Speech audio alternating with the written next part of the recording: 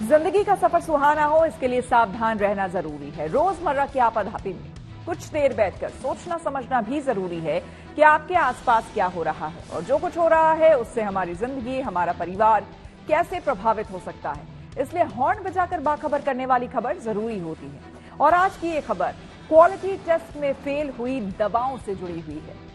जब हम बीमार होते हैं या किसी बीमारी से परेशान होते हैं तो स्वस्थ होने के लिए अमूमन दवाएं लेते हैं, लेकिन क्या हमें यह पता होता है कि जो दवा हम ले रहे हैं वो क्वालिटी के हिसाब से ठीक है? क्योंकि कभी कभी ये शक होता है कि हम दवा तो ले रहे हैं लेकिन ये फायदा क्यों नहीं कर रही है, या फिर बीमारी को ठीक होने में ज्यादा समय क्यों लग रहा है। एक रिपोर्ट से यह खुलासा हुआ है कि कुछ दवाएं हैं जो कि क्वालिटी टेस्ट में फेल हुई हैं, जिसमें बुखार की दवा पैरासिटामोल भी शामिल है। ऐसे में जरूरी है कि पैरासिटामोल समेत क्वालिटी टेस्ट में फेल हुई दवाओं को लेकर खुद भी सतर्क हो जाएं और दूसरों को भी सावधान करने के लिए हॉर्न बजाएं।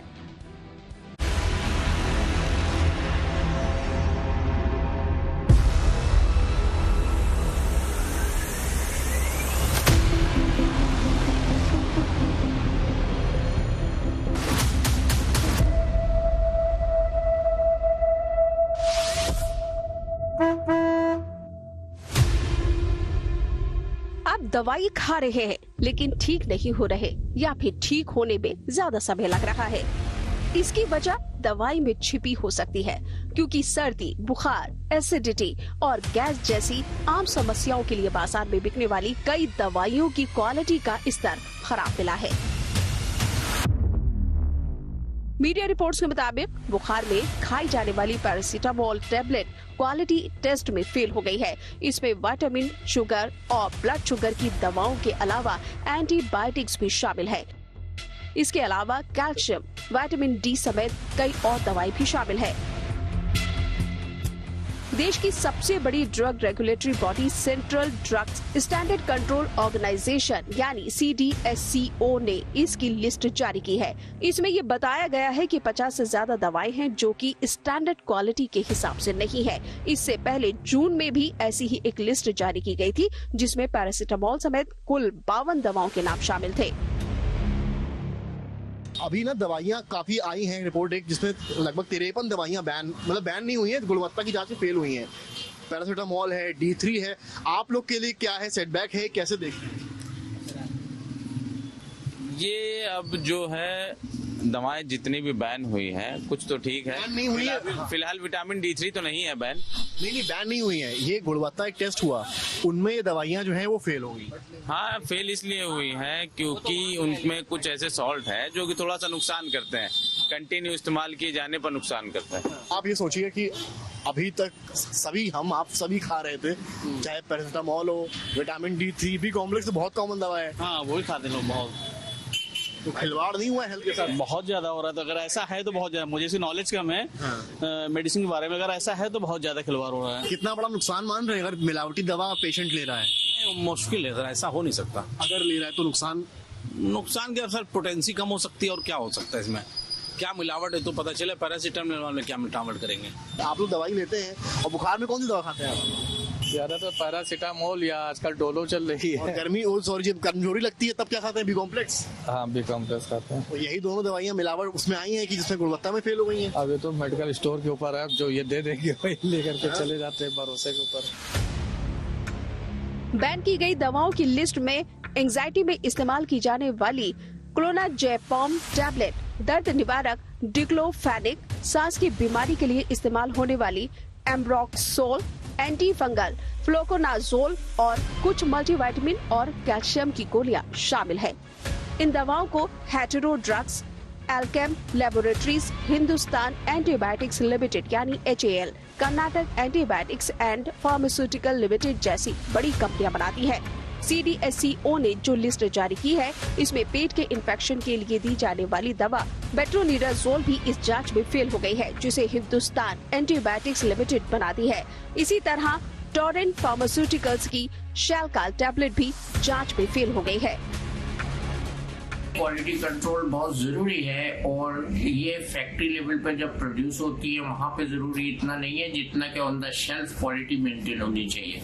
नॉर्मली जब हम मेडिसिन को प्रोक्योर करते हैं, उनका रॉ मटेरियल प्रोक्योर करते हैं, उनको फैक्ट्री में बनाते हैं, उसमें ये देखा जाता है कि इंग्रेडिएंट्स एप्रोप्रिएट हो, उनकी क्वालिटी अच्छी हो, उनका रॉ मटेरियल अच्छा हो, उनका बेस अच्छा हो, उनके बनाने का टेम्परेचर बहुत कंट्रोल्ड हो, जिस टेम्परेचर पे वो दवाई अपनी मैक्सिमम एफिशिएंसी पे काम करती है।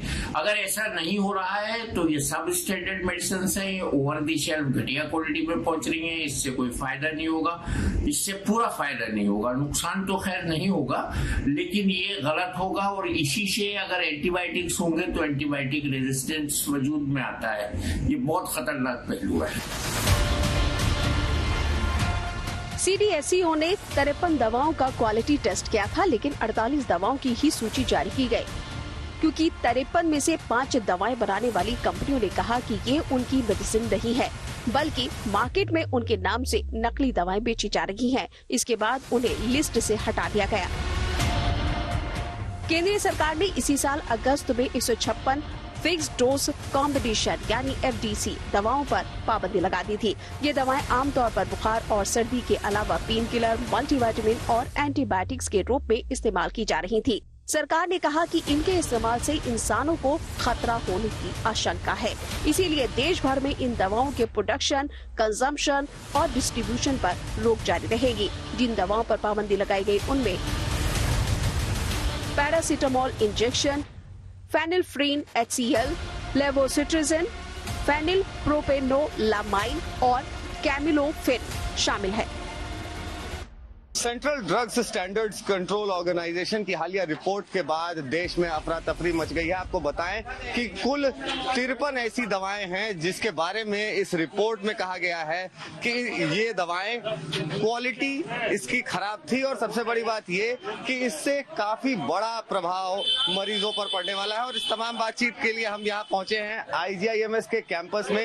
यहाँ बात करने की कोशिश करेंगे कुछ लोगों से और समझना चाहेंगे कि आखिर क्या समझते हैं, कैसे देखते हैं, सरकार को क्या करना चाहिए। सरकार को इस पे सख्त से सख्त उस पे पाबंदी करना चाहिए, जिससे मरीजी ठीक न हो। उस दवा को खिलाने से कोई फायदा नहीं है। हम लोग के पास ऐसा कोई गवर्नमेंट की तरफ से नोटिस नहीं आया। अगर आया होता तो हम लोग तुरंत उस बैच का जो दवाई होता है, पर्टिकुलर अलग अलग दवाई का अलग अलग बैच आता है, तो हम लोग उसको निकाल कर रख देते। और अभी जैसे हम लोग मीडिया के माध्यम से मालूम चला है तो डेफिनेटली हम लोग इस बारे में हम लोग अपने लेवल से विभाग में पता करके हम लोग इस पर जांच बैठाएंगे। वहीं कुछ दिनों पहले भी सरकार ने 156 फिक्स्ड डोज दवाओं को बैन किया था और इन दवाओं को भी स्वास्थ्य के लिए हानिकारक बताया गया था।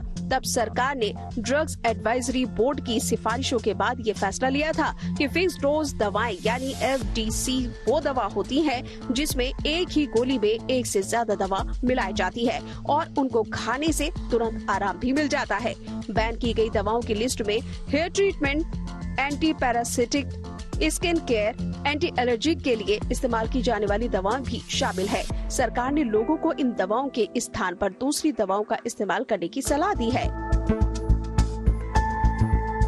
इसी साल मई महीने में राजस्थान में मुख्यमंत्री निःशुल्क दवा योजना के तहत सप्लाई होने वाली 10 दवाओं के सैंपल फेल हो गए थे। लिहाजा राजस्थान मेडिकल सर्विसेज कॉर्पोरेशन ने 8 कंपनियों की 10 दवाओं की सप्लाई पर रोक लगा दी थी।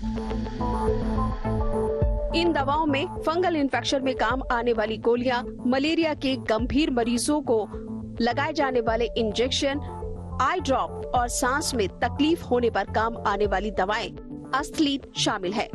ऐसे में जरूरी है कि पैरासीटामोल समेत क्वालिटी टेस्ट में फेल हुई दवाओं को लेकर खुद सतर्क हो जाएं और दूसरों को भी सावधान करने के लिए हॉर्न बजाएं।